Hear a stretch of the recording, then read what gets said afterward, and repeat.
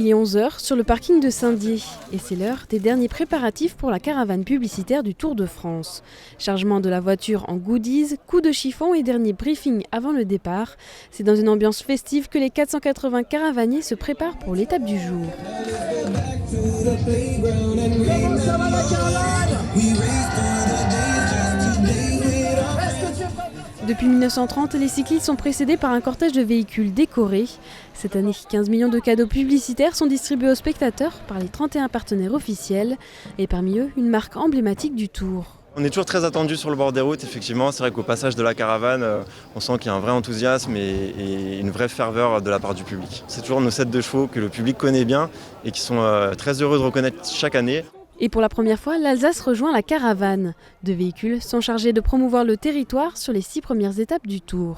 Je pense que c'est une première qui aura beaucoup d'impact.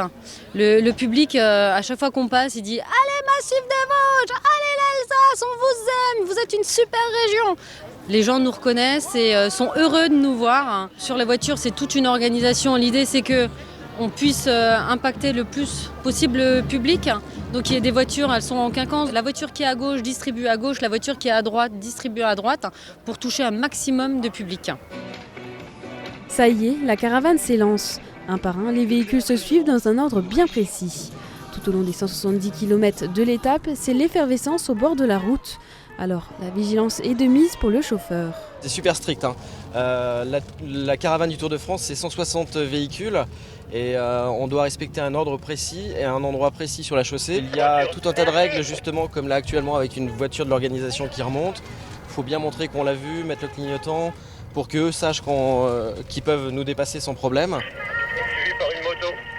Donc c'est très stressant sur la route. Il faut avoir les yeux devant, sur les côtés avec tout le public et à l'arrière et en même temps écouter les infos au talkie-walkie, quoi. Une ambiance de folie. À chaque fois qu'on traverse les villages ou qu'on passe dans l'école, il y a une marée humaine qui est là.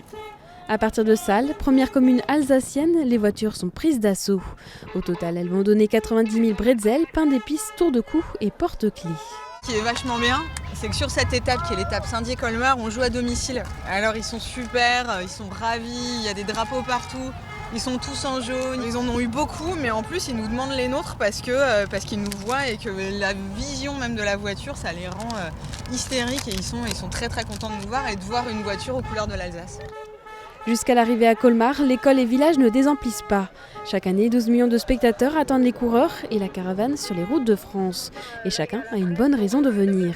C'est quand même relativement peu souvent qu'il y a ce genre de manifestation qui est organisée dans la région et puis Colmar a été précurseur en la matière et c'est très bien comme ça. Donc il faut qu'on participe à la fête.